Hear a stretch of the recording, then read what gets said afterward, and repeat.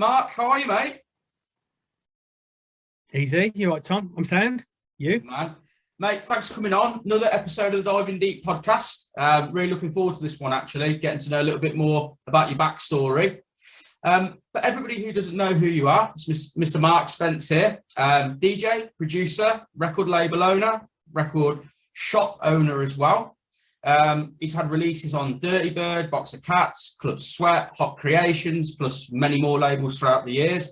He's also had a Beatport #1 with his track Nasty, which we'll talk about, throughout the podcast.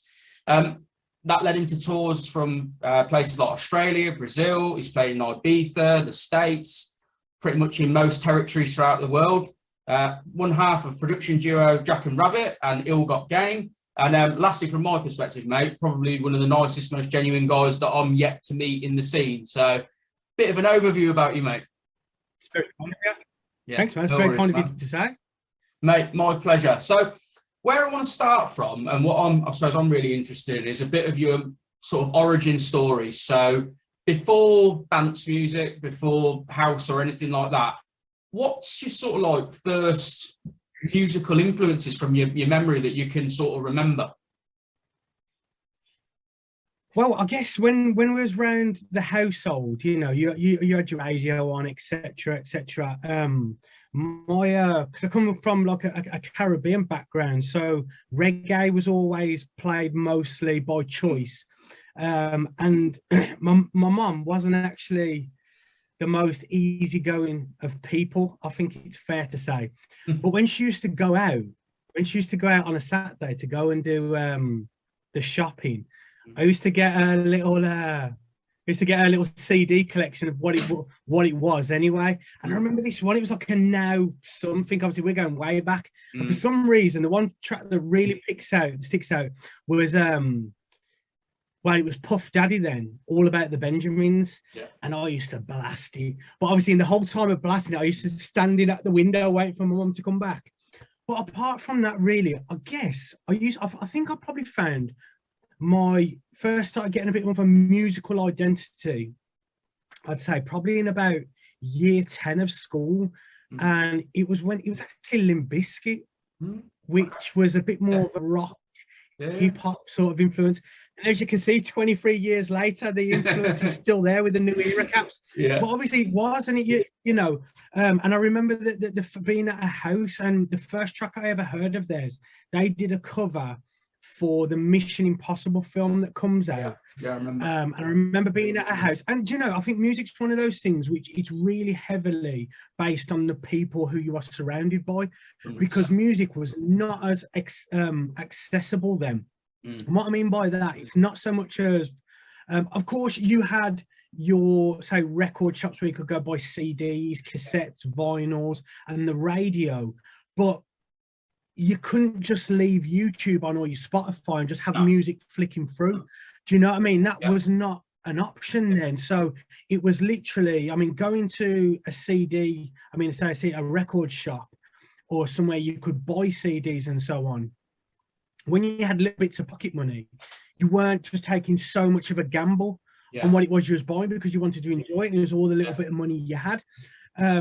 So music wasn't, it was accessible, but not as accessible as today.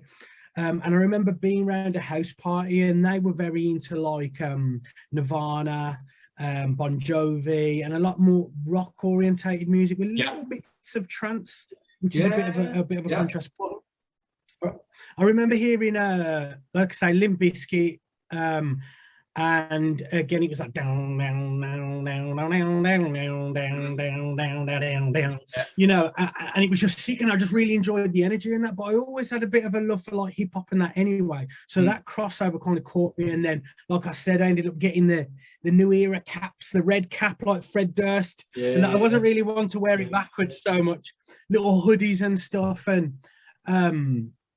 and that was it really. And then I think from there, I started working with a guy who, when I left school, this was like a couple of years later, because hip hop was a thing around school and so on.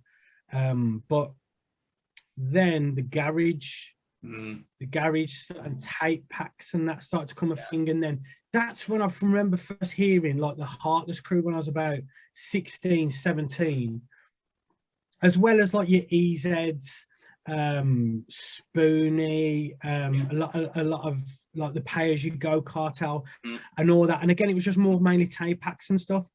And it was just the creativity of Heartless Crew that I loved, and the bubbly vibe and stuff. And that kind of got me onto more of like the DJ sort of thing, not to kind of pursue DJing, but start to look at the DJ as more of a creative outlet for music, because DJ Fonte used to mix like old reggae tunes with drum and bass tunes and hip hop tunes with garage, you know, and that sort of crossover thing. And then, you know, I'd probably put it down to, you know, I'd say DJ Fonte and Nicky Black Market really from the drum and bass was kind of my influences into the DJing sort of world really, but a very crossed sort of path, you know, growing up, like a lot of influences from loads of different genres, which is probably why my personal production is so crazy, I guess, to some people. Who knows? I don't know. Yeah, it's interesting because obviously we're a similar age, mate, and I remember, like I say, Limp Bizkit and hip hop was going for a bit of a golden time as well, wouldn't it? You know, at the same time, not so much different to the way it was in the 90s, but still it was big, wasn't it? At that particular time. So Missy Elliott, yeah, all that sort of stuff. Yeah, I remember it well. Missy Elliott, but Freakon really changed the game for me. Oh yeah, big time, mate. Yeah, that's even the video and everything. I remember it well, mate. You know, when she spit, you know, and yeah, mate, it was wicked. I've got to say, you know, it's like a 15, 16-year-old. It was like, you know, I was into hip hop myself, and when that sort of stuff started coming along, it was like, yeah, this is decent. Because I probably a bit like yourself, mate. I pretty much missed a lot of the gangster rap stuff in the 90s. I was a bit too young for it, you know. So even though I ended up listening to it after, but I was too young. I was like 8, 9 years old when that sort of stuff was coming out. But the stuff in like the late 90s, I got to say, I was well into. Yeah, no, it was it was a very crossover period, wasn't it, really, from that gangster sort of rap. And I think, you know, I think they kind of had to lighten up the moods a little bit for more of commercial purposes, etc. I don't know, I'm just speculating, you know. But yeah, I definitely think that Missy Elliott and Neptunes as well, you know, I really enjoyed what Farah that was doing. Again, it was just that kind of that different not your box standard, you know, really 100%. Kind of catchy sort of weirdness, you know. Well, he crossed it over, didn't he, with sort of like with rock music, you know, the first tune they had, what was it, you know, Me, I'm a Rock Star, you know, it was like, you know, the Neptunes, the first tune, and I was like, fucking hell, this is different, you know. The NERD, that was, wasn't it? NERD, yeah. Yeah, that's it. But obviously, it's all the same thing, isn't it, really? So, just moving on slightly. So, your influences, I get. How did the DJ and that come about? I know you're saying about Nicky Black Market and stuff like that, but what was your actual entrance into, like, saying, like, yeah, this is something that I want to start to pursue? Well, to be honest, it was never really a choice. I think I've said many a time, if people have ever heard me babble on before, you know, I was always interested in playing football, but I had an injury, which meant I couldn't continue to do that. And during the time of me, my leg recovering and healing to an extent, I found an old CD, an old trance CD in my room. And at the time then, I don't know if you remember LimeWire. Yeah. Like, you know, that was one of the first little things. But again, like the internet really then wasn't like today, you know, everything's the internet. But the internet wasn't so much a big thing then. I guess just like everything, isn't it, really, as something gets introduced and that really. But I had this CD, and while I was sitting there, like I think it was just a CD I'd lent from a friend when I was at school, And it had a bonus CD with it, which was, it had PC DJ. So this was something you had to load in. And I used to just download music while I was sitting there being able to do and not do much anyway, because my leg was just in like this sort of cast thing. Download music and put it together on this PC DJ. But obviously, when I look at pictures of this PC DJ now, it's so basic, but there's so much things that make sense now. But at the time, none of it did. Like even the pitch bend and stuff, I didn't get it. I didn't understand what all this was for. All I really understood was that, you know, these beats had to match, because I used to play drums when I was in high school. So I kind of understood about beats anyway, without obviously understanding the full terminology or etc. I couldn't explain it to you. I just knew what needed to be done. And then all I used to do really was, as I say, download music. And the first 2 tracks I ever put together was Missy Elliott, Get Your Freak On, and Man of Steel. I can't remember. I don't know if it was Aphrodite, but it was a drum and bass tune. I've actually got it now on vinyl. That was quite cool to actually pick up years later.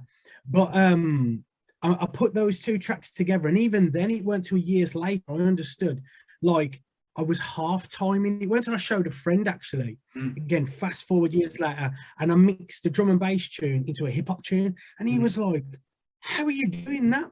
You know, but obviously now these I understood that's half timing, but at the time I didn't really understand that. I just kind of had an idea of how it needed to sound. And all I used to do was like press play. As soon as it started to drift, I'd stop the track, move it, adjust it, the pitch a little bit, press play, boom, and do it that way. And then DJing was never really a thing to pursue.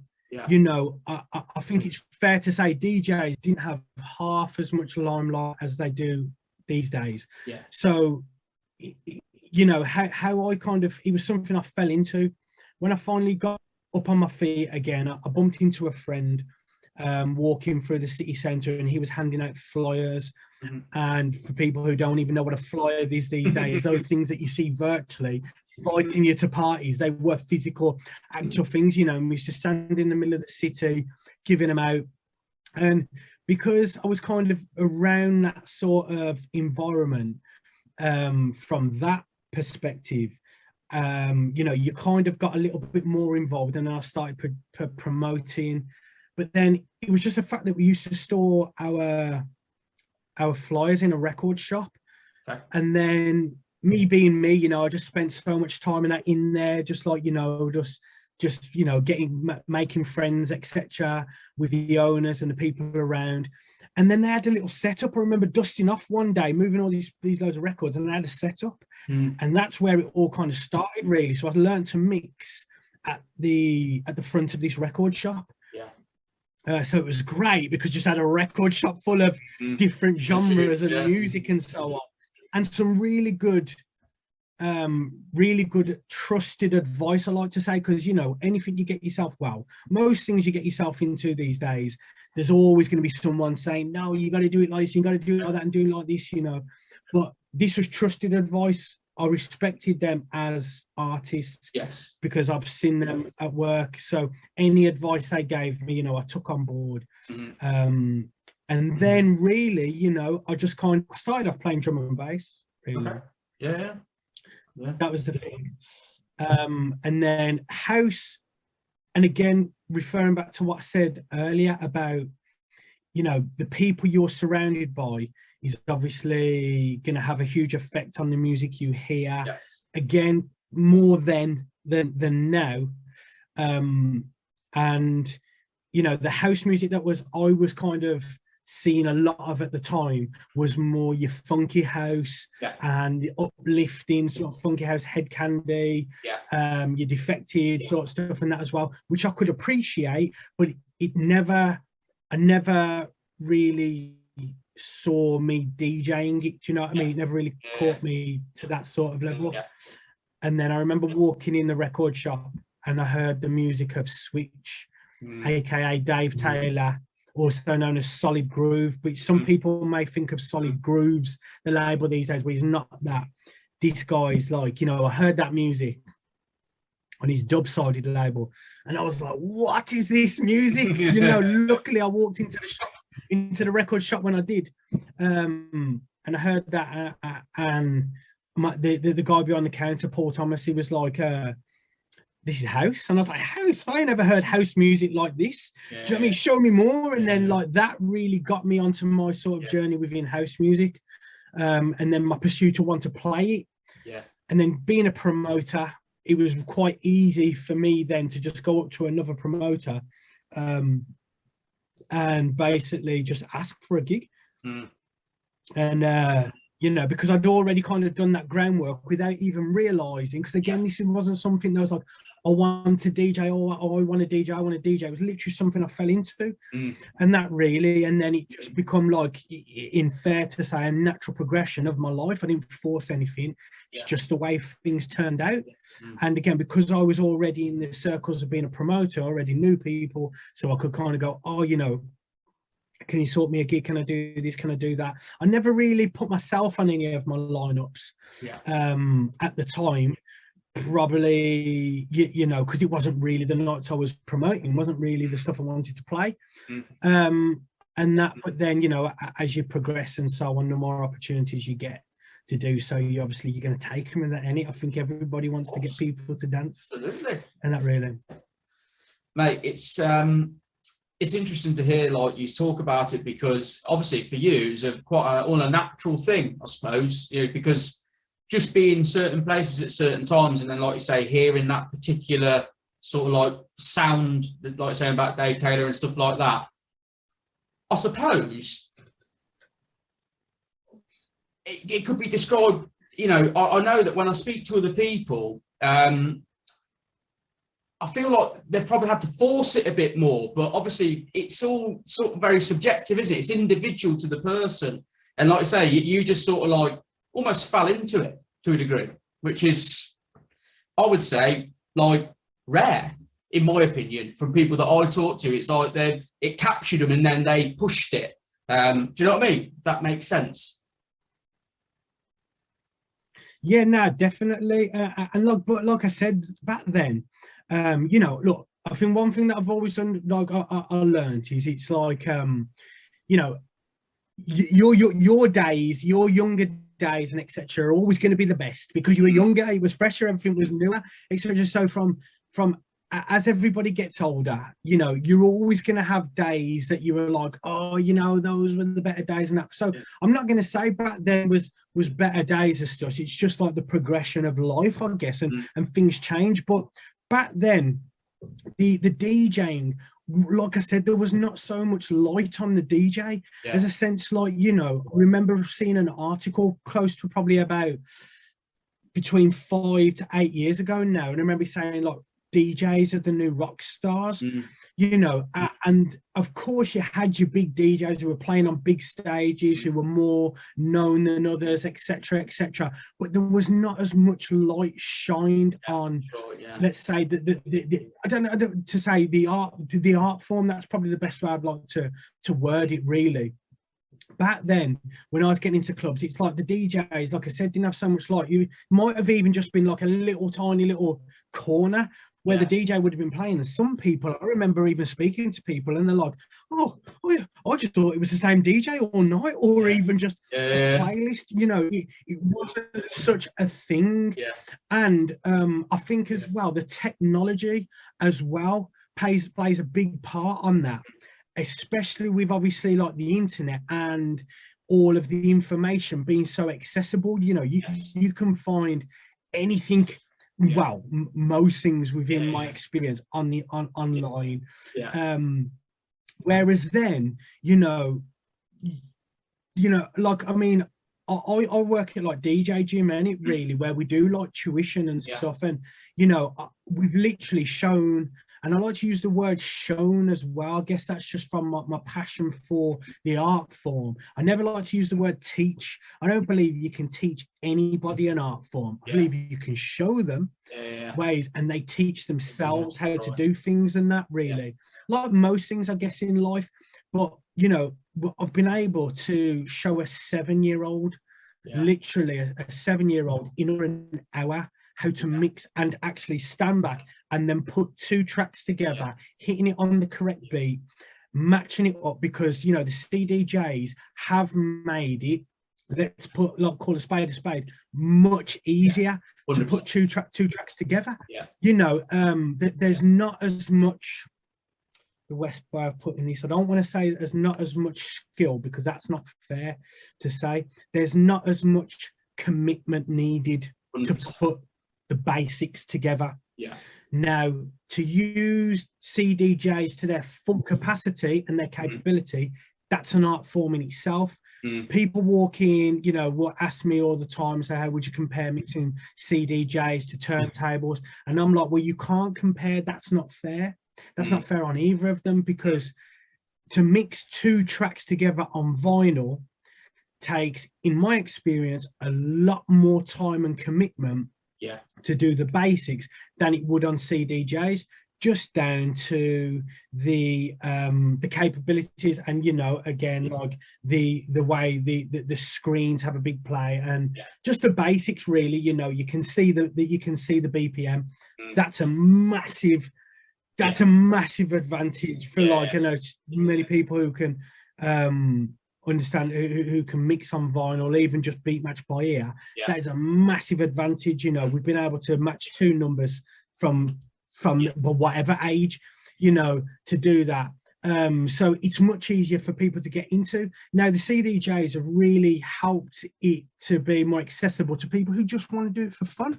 You know, not everybody wants to pursue stuff as a career, and that's great, because those people are like, oh, you know, oh, I'd love to have a go at doing that, and they can have a go, you know, without having to put that same amount of commitment in, because they don't have to go and buy vinyl, they don't have to spend hours upon hours, and they can have fun. And that, you know, playing music, to most of the time when you're playing music to people, they're having a good time. Do you know, people are happy and stuff, you know, and that's a great gift to share. Do you know what I mean? In whatever art form that may be, you know, so that's really good. But then you do have some people as well,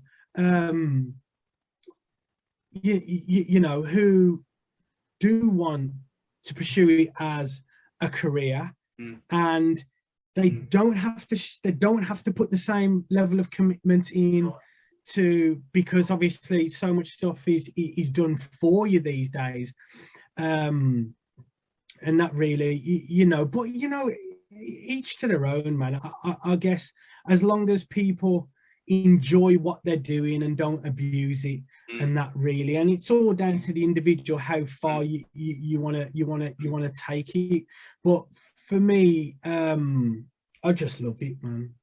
I just love the battle, you know. I love pursue. I love trying to push myself. I just love it, you know. I can only really speak for myself. Again, whatever people want to do, man, as long as they're doing it for the best reasons, good luck to them.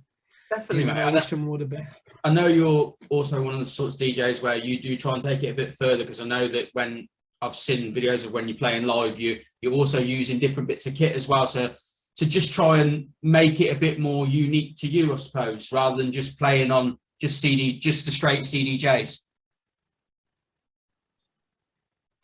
Well, to be honest, I think it's not even so much about the uniqueness. I think that kind of comes anyway, you know, with any individual, when you're doing something that sounds great to you, and you're just doing ideas because they come to you and you're testing stuff. I guess, you know, the uniqueness kind of comes with that, really. We're just trying out ideas and stuff. But for me, the truth of it is, I love the aspect that something can go wrong. You know, I think that keeps you on your toes, because you know, you really have to put time into practice. You know, just doing the same old, for me, is quite boring. And I like to push myself, and if I'm not pushing myself, I'm bored. You know, and it's all good. You know, I think obviously the main concern really is, you know, you want to be putting something together, and your duty while you're there behind those decks, no matter whether is 1,000 people or 20 people, you know, you got a duty to get them to dance and enjoy the time while they're there. You know, I mean, people always refer sometimes to, like, oh, I'm educating them.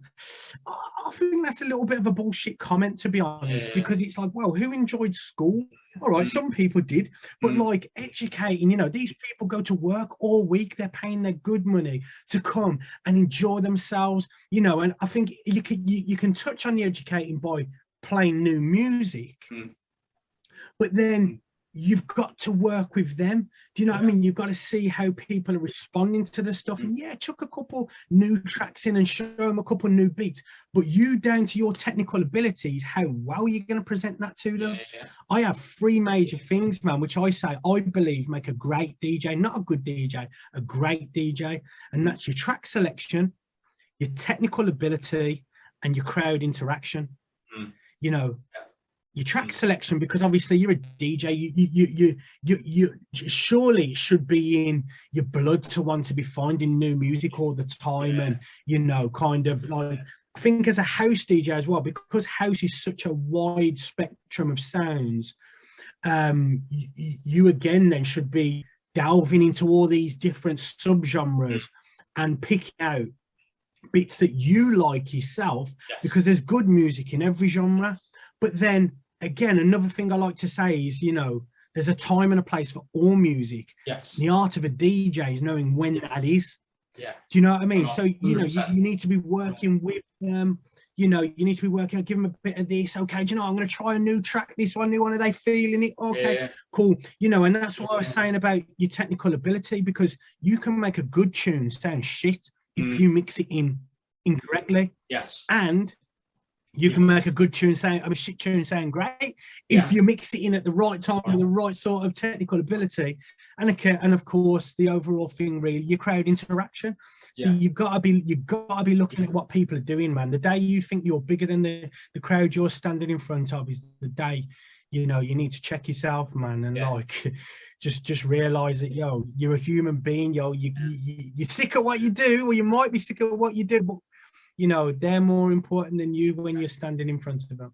100%, mate. I mean, you know, I listen, you know, like Eats Everything. You know, I like what he does, not particularly my sort of like music style, but he always says, like, first responsibility as he sees it is to make sure that he's there to make people dance. And I think that is, you know, he's obviously quite a big player, but that's cool, isn't it? You know what I mean? It's like, that's what it should be about, really. And he nails it. But this is probably going to be a bit of a difficult question for you to answer, but could you describe your like vibe or sound as a DJ and a producer? I know you do different things production wise and that, but if you could like encapsulate it, how would you describe it?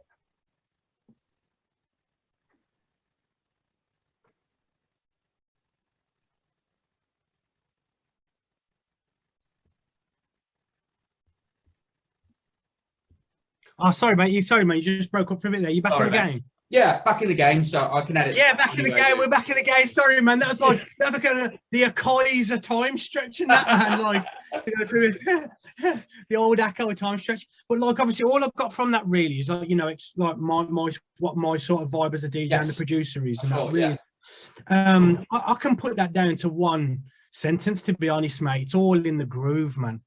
It's all in the groove, you know. You don't, for me, sounds are irrelevant. You know, to some people they are, and that's fair enough, like, you know, but to me, sounds are irrelevant. It's all about the groove. You know, people can play the spoons, mate. They can play the spoons, things we eat with, but if that groove's there, you know, you can't help but move. So for me, like I said, like no matter what sound, really, I think going back to what I was saying, when you're DJing, if you're playing somewhere new, I think it's kind of like, all right, say for instance, I was playing up in Leeds a few months ago and I'd never really played at the place before, or for the brand. So I did a little bit of research, you know what I mean? I started to look up the brand online, check out if they've been posting mixes, their sounds, and kind of see, because they booked me.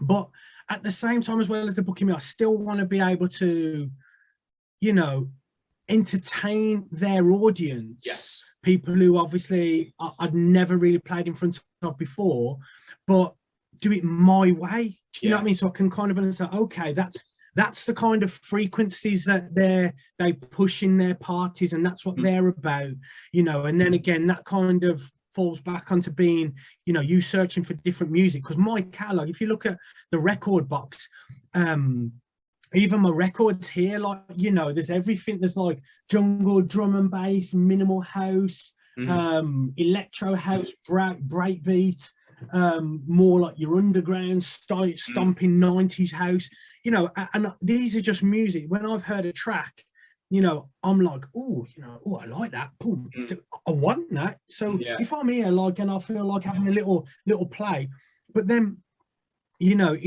they all have all these. The only thing that really differentiates most genres, in my perspective, is the frequencies they're hitting. And obviously, we know ourselves, frequencies is just another name for sound. Yeah. You know, or even the cutoff. Let's just say, you know, if you've got an open cutoff, you've got like a sort of sound, like a you know, can be brought down more, you know, and that's the only thing that really differentiates. And then, but then it just all boils down to the groove, and as long as it's got the groove, you know, I don't think many people, even if they can't explain it, can ignore a groove, man. Because when them drums just get you, you feel it. Do you know what I mean? You're just locked, exactly, and you're just locked in the groove. Do you know what I mean? And I remember one of my friends, man, from town, like, we've known each other like 15 years now, and known each other as DJs and that as well.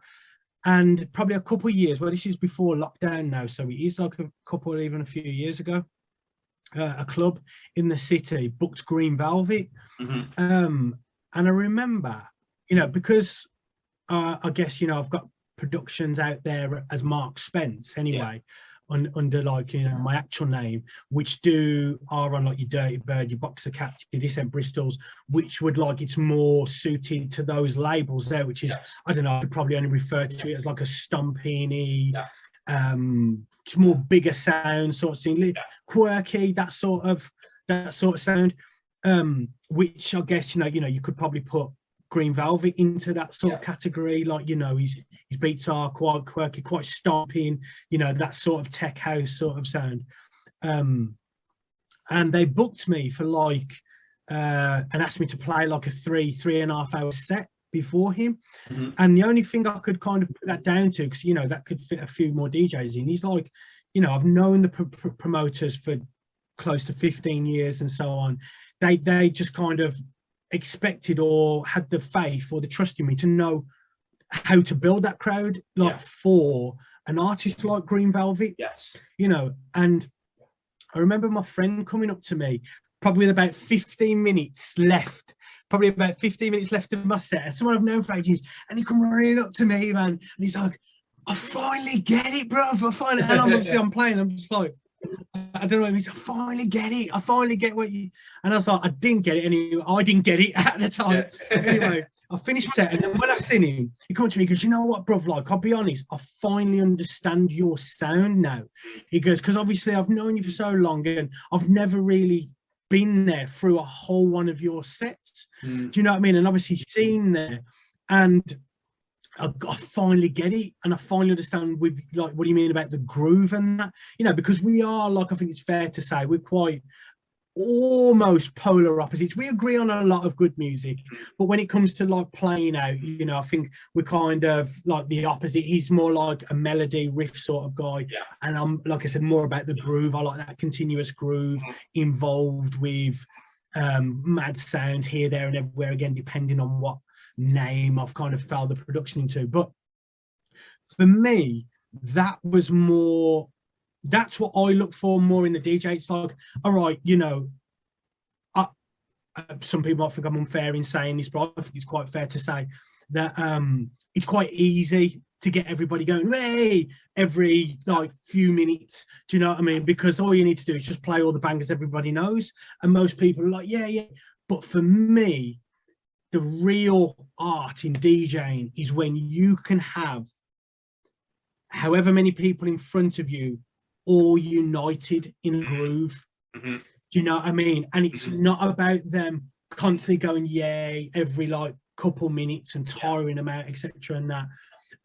Which again, you know, all right, you're fair enough. I'm not saying that isn't a DJ having everybody united. I'm not saying that, but when you can have a number amount of people standing there for multiple hours, all locked in a groove, you know, and you really get it because you were standing at the back of the room and you can see them all like, you know, not all simultaneously going from side to side, but they're all in that same groove. And I think that's what I kind of aim to pursue with DJing. Really is achieving that. I think well, very longly answers the question. Yeah, no, I'll be honest, mate. I thought this wouldn't be a difficult one because I know that you know, you do have such an eclectic style, I would say, but I think you've summed it up pretty nicely, to be fair. I thought that one was going to catch you off guard a little bit, but no, you've nailed it. Mate, I want to talk to you about the story of Nasty. Obviously, probably one of your biggest tunes, if not your biggest. I'm not entirely sure on that one, but how did it come about? Just a vibe, mate. To be honest, it was literally just a vibe. I remember, like, I hadn't long got the machine at the time. It was like the Machine Micro, the first one, and I was just getting into that, and I just kind of whacked the idea together. And I think I've said numerous times before, really, like I put that track together and I was just vibing, man. Like, you know, it wasn't really like much I'd kind of heard at the time, but again, I don't really. I try not to put restrictions or even have too much of but to put it easier, when I go into the studio, I just like to vibe. That's it. I'll just be like flicking through it. As soon as a kick comes in, boom, I'll go in, flick through, like go through some certain different sounds, and I'll just put the sound in because I like the sound. It captures me that moment. I don't like to have too much of a direction when I go into the studio because it kind of, from my perspective, starts putting boundaries and limitations on what you want to do. And that, I think it's just, like I'll say to numerous people and coming into the studio with myself, like, don't expect to walk out of here with a track. You know, let's just go in, let's just capture the moment, vibe, and whatever happens. If it's meant to be a track, it will become a track. It will do it itself, you know. But the second we go in and start forcing stuff is when it becomes a chore, and it's not enjoyable, and it's not what I'm in this for, you know. I just enjoy it, you know. But like with that, really, it was like I caught the vibe, the actual track and the arrangement, and that came together really quickly, to be honest. But the mix was something I really struggled with. I mean, you know, getting into music production, it was something that I completely taught myself, you know, literally from sitting there. Again, you know, information. These days, you are flooded with information of how to do this and how to do that. And the truth is, it's like you've got people giving away everything simply for the fact is if you don't, they just, you know, they're going to go subscribe elsewhere, they're going to go and watch elsewhere because, you know, these views and these subscriptions and that actually like means something to a lot of people these days. And you know, so you can really grasp the information. But back then, you know, when I was first starting off, like it weren't, and just to give you an idea of that, I remember like my friend, like another promoter, he booked like a really well-known DJ at the time, and he ended up coming back to ours and stuff to save on like hotel and stuff. And like I remember like the day after, I'd opened up Logic and I was there because I was using Logic 5.51 at the time, like when he was back on PC. And I remember asking him, I was like, oh, like, you know, just asking for a few tips, and his response was, I'm not giving you my secrets. And that was it. You know, there was another guy who come back again, very well known at the time, and he was like same again. He stopped at ours, and I asked him, and he was like, "Oh, you know what?" His response is, "I shouldn't do this, but let me just like," and went in, and that's what it was like. You know, like to be able to get the knowledge to make music to a professional level was so difficult because you either had to sign up to a course, which, you know, would probably take up years of your life. And from what I hear back from other people is it it's not really what they want to learn. Like, you know, that most people, it's all with, it's just not what they want. They just want to be shown how to make music. And most people show them all the science of frequencies and music and that from what I've been told anyway, how true that is. So, you know, it was much more of a commitment really, and sitting there and having to teach myself. And I remember specifically putting, all I could do really was like, okay, so when I first started off, I had Reason. And Reason, the drum machine, the re-drum on it was quite explanatory. You know, you had your kicks, you had your different sounds, and you just had the sequencer along the bottom, and it was quite obvious to just put that in. And, you know, and all I could really do was make loops. The arrangement screen, I didn't understand. I didn't really have anybody to show me what that was. So I was just making 64-beat loops all the time, man, you know, just jamming out, you know. And then I moved on to Logic when I'd moved in with a friend, and he had Logic, and that was a little bit more self-explanatory because of the arrangement screen, and then I saw him put little bits on. But then when it come down to the mixing process, which you're talking about compression, equalizing, reverbs, effect, and all processing and that, like, you know, it was like all I could do was really put something on.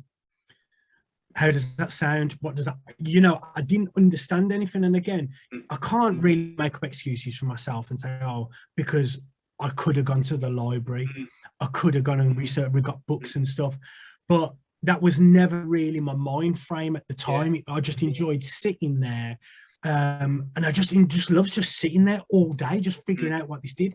All I was doing was DJing at a weekend and just about paying my way. And, you know, I think it's fair to say, like, just getting by. But I just loved it. I just loved sitting there, figuring it out myself, and, you know, problem solving to an extent, like, you know. But so mixing was one of those things which it was like, still till today's, man, I'm not really like happy with my mixes.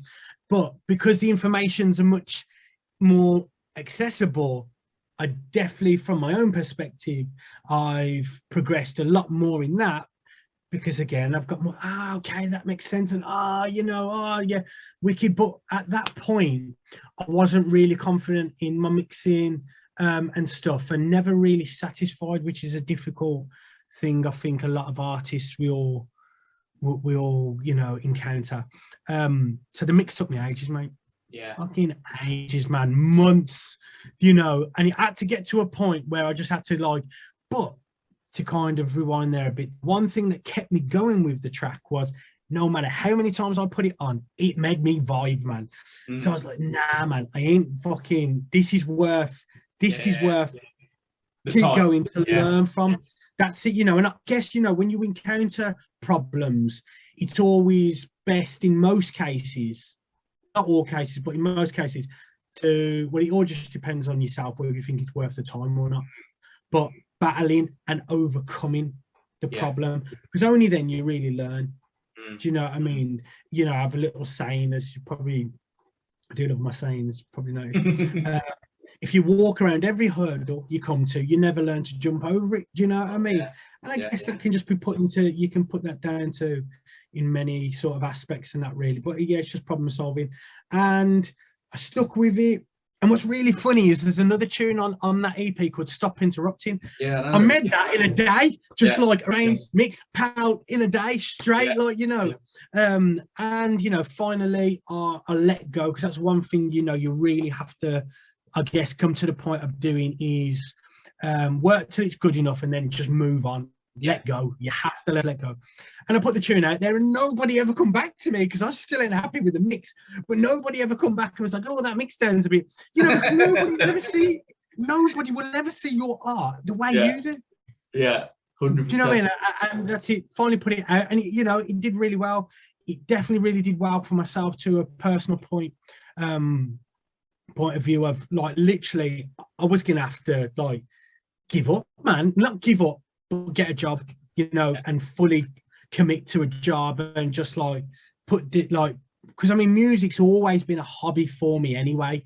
You know, it's only probably been since lockdown that I've had more of a career mentality to it, you know, 15 years later, because obviously, you know, you can see more of the possibilities and that now, and, you know, it kind of shifted, but it was just a hobby really that I just loved doing. You know, I just love spending my time doing that. And I guess that's all we've got in life, really, when it comes down to it, is time. You know, so I finally let it go, and that come at a really good time, because obviously I've put that out. The tune just like did what it did, opened the doors for me really to be able to earn more money to continue. Because if it never happened, I'd probably be like, you know, probably in the Amazon warehouse now. Do you know what I mean? Because like I said, it just come at an ideal time, because it come to a crucial point where I was like, I can't keep doing this, you know, I got to start thinking of my future and that now. I'm gonna have to go and get a job, etc. That opened the doors to, you know, globally, like, you know, really, and a lot nationally, and just give me the ability to make money to continue, really. It's an amazing story, mate. Like, you've reached some really high accolades. You've played all over the world. You've played in lots of different countries. Obviously, you've had a track that's done really well. Are there any things you can pull out of that you say you're most proud of? Because obviously you've done quite a lot. Well, do you know what? I think in this day and age, you know, it didn't really hit me till I saw a friend, like one of my closest friends, who, to be honest, he's one of the, if not the main reason, but, you know, I put down my whole career path, like the start of it, to him, my friend Kraft, who he's the one who gave me my first like reason, and he had his first studio, and he had his first keyboard, and that really, so music production was something I did with him.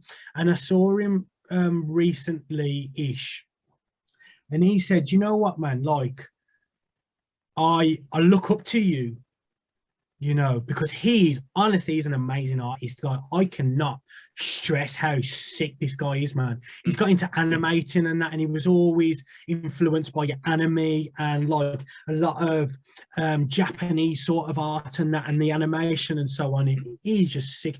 He can do everything, hence the name Craft. Do you know what I mean?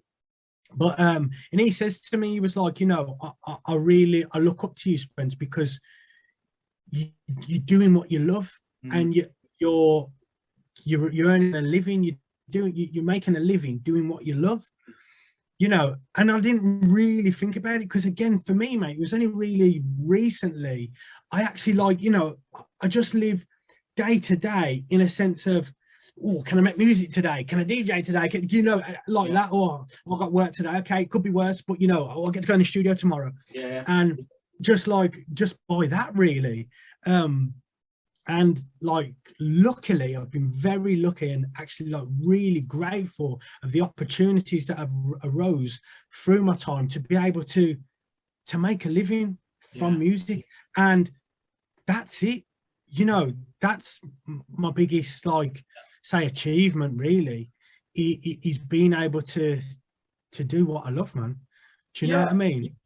100%, mate. Like, we've spoke about this in person before, that you're in a small percentage of people, mate, that can actually do that, no matter it is what you do. Because sadly, and I don't want to speak out of term here, but most people just have to go and do something because they have to do it. And like you say, even though, you know, the artistry and what does come with its challenges, like everything, but in effect, you are doing what it is that you want to do for the most part. I know it doesn't always pan out like that, but I mean, yeah, it's amazing, mate. You know, you're bang on right. That's actually the most modest answer I've had off anybody yet.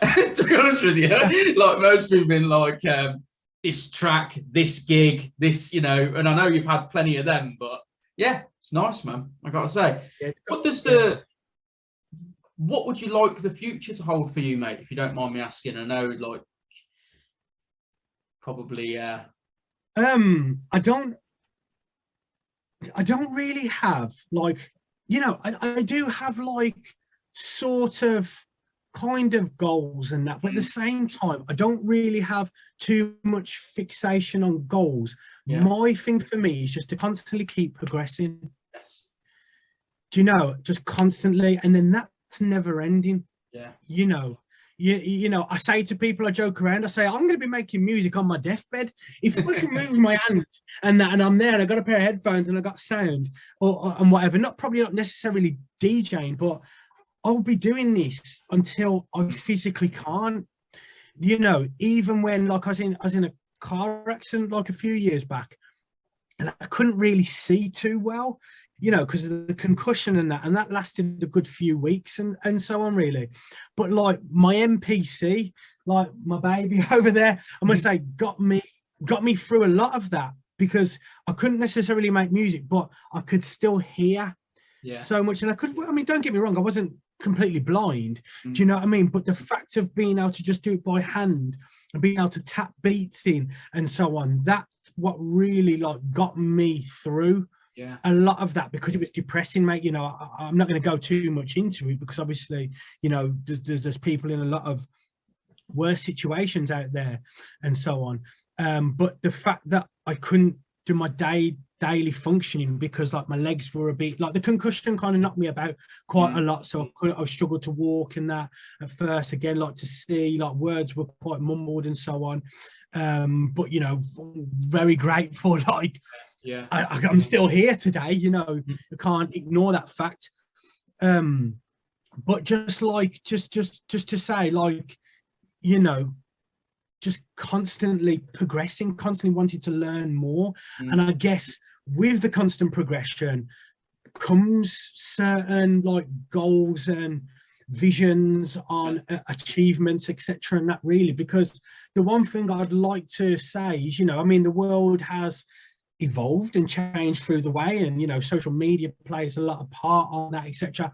But for me, I always believe you can't deny true talent. Do you know what I mean? And once, like, if somebody, no matter what they're doing, if you are constantly pushing yourself and constantly learning and constantly practicing, you know, I can't imagine why you wouldn't constantly be progressing. Do you know what I mean? And even like, you know, progressing in all aspects, you know, not just like with that, like, so, you know, I did mention social media, and that isn't something that come natural to me. It wasn't something I grew up with. We have to accept, yo, look, this is the way the world is these days, and it does play a part in our industry. So that's one thing that I've had to, like, okay, so I need to learn more, because I probably don't fully enjoy it to an extent, because I don't know enough about it. You know, so I have to progress in that side and go, okay, so let's learn more, you know, and how can I make it work for me? You know, and how can I find the balance, because life's all about balance, you know. So that's one thing which for myself has kind of taken some time and that as well, and constant progression. But yeah, man, to summarize that, mate, because I can just keep going and going and going. It's just constant progression, really. That's all it is for me. That's all I want to do. That's all my goal is to constantly keep progressing, pushing forward, and enjoying it. That's good, man. I suppose maybe, even though the coronavirus situation is very bad and that, I suppose that coming along probably gave you the opportunity to hit the pause button on a bit of things, and probably maybe take a bit of perspective of everything, because it slowed, you know, probably up until that point. I suspect you were just going and going and going and going, and then suddenly you get that, everybody got that bit of breather, didn't they? How did that sort of, was that a positive for you, I suppose, is the question I'm asking? Oh yeah, immensely, because to be honest, I didn't really, like, looking back at it, I didn't really know, as to say, I don't really know where my life was going.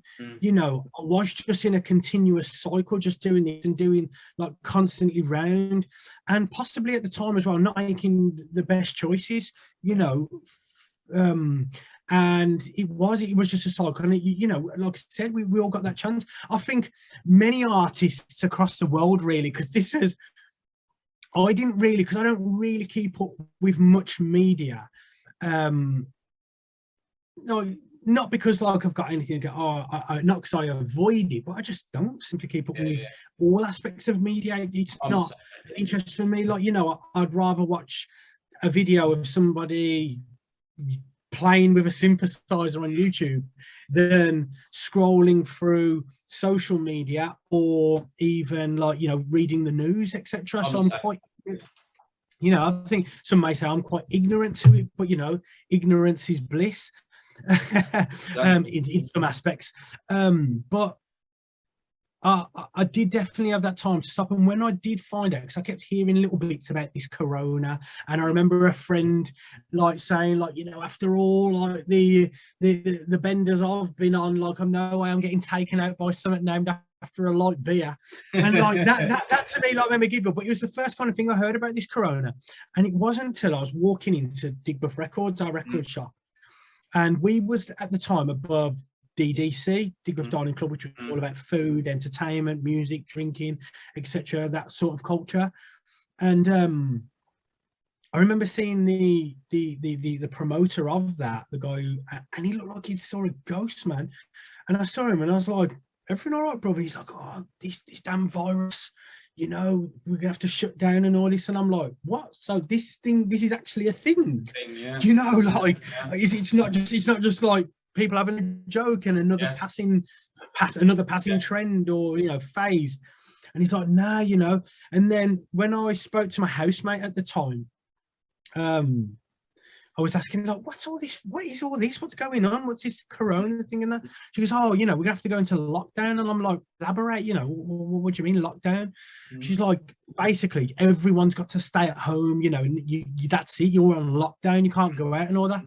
I was like, hang on a minute, let me get this right.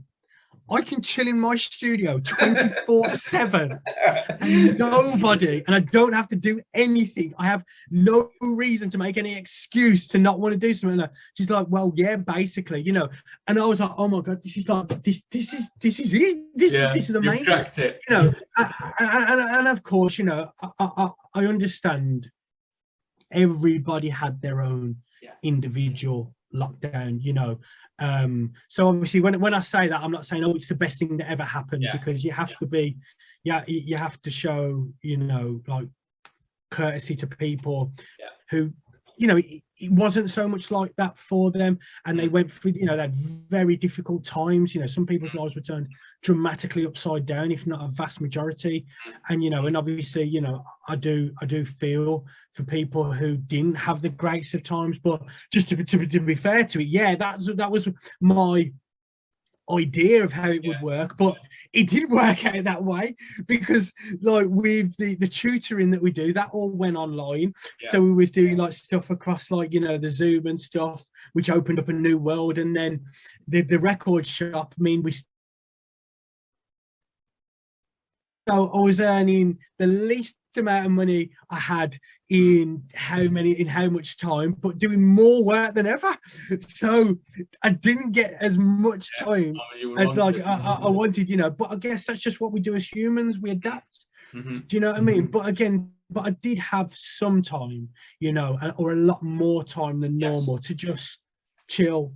I did get more time to make music, etc., and so on. But it was probably, do you know what, it was probably about the same amount of time, really, I guess. But in the chill time was more chill time. It wasn't like kind of recovering from nights out. You know, I think a lot of people found more spiritual means and ways of spending their time, you know, me included. I mean, the spiritual side of life with like meditating and so on was always something I was aware of, because my dad was into like martial arts, and obviously that a big side of martial arts and so on is the spiritual self-awareness sort of thing, and that, you know. And I think it was a lot more heavily promoted and out there because some people needed it, you know. So I think I found more of a balance, let's say, really helped me find a balance, you know. So definitely the outcome of it for myself was more positive. Really, I guess. That's good, man. So coming towards the end, mate, but something that I always ask everybody at the end is, have you got sort of like 3 pieces of advice that you could offer to either new producers and DJs, or just people that are within the scene, that from your experience that you've picked up on from the amount of years you've been doing it? Well, I think the first thing I'd say really is you got to do it for the love. You know, like I was saying like earlier, I don't really have necessary individual goals and it's like, you know, oh, I want to do that and I want to do that. I personally do this because it's the way I want to spend my life. Yeah. That is it. You know, it's more than the love. You know, it's just when I wake up in the morning, all I ever want to do is either be mixing 2-3 tracks together and DJing, or making music, or doing something around it. You know, so I definitely say, do it for the love. Practice. Yeah. Practice makes progression. Nothing's perfect. You know, you can never stop getting better. So practice at what you do, and you know, never compare yourself to others either. Yeah. Always compare yourself to where you were yesterday. Yeah. And obviously that's where practice and that comes involved. And I think all those three kind of work together in a sense of, you know, you don't compare yourself to anybody else. You practice, which means you compare yourself to where you were, you know, a few months ago, a couple of years ago, even yesterday. And you've got to do it for the love, because if you don't do it for the love, none of those two things, you know, will be worth it. Yeah.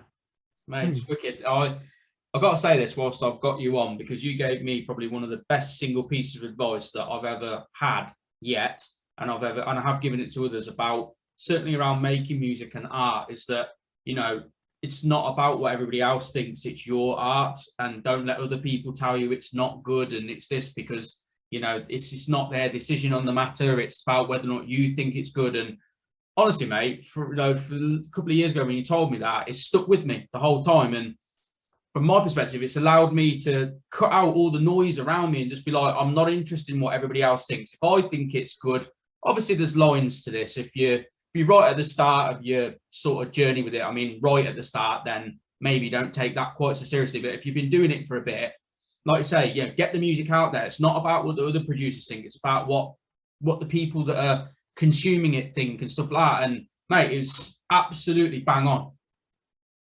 I think with all the different genres out there, mate, like, you know, which some people are like, you know, would listen to and go, oh, how can you like that? Like that? Oh, that's just noise. That's just noise. You know, it really proves that the thing is, it's like, and it was my friend as well who said this when he first started putting on like a real deep minimal house and that. And he said, he's like, look, if we like it, there's going to be people out there who like it. Right. Do you know what I mean? And I guess that's it. As long as you're being true to yourself, and you're putting music out there.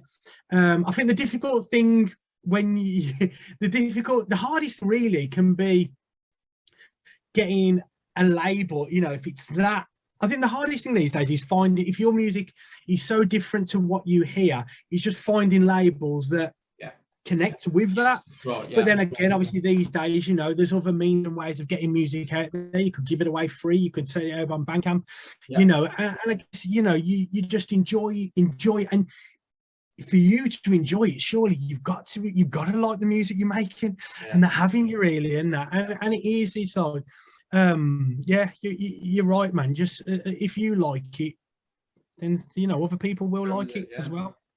Mark, it's been wicked speaking to you, mate. I know we've spoken quite a bit in the past, but I didn't know much about your backstory, and it's been great filling in some of those blanks. So for anybody who comes across this episode, where can people find you if they want to, you know, see what you're up to, where you're playing, or your music and what have you? Where's the best places to find you?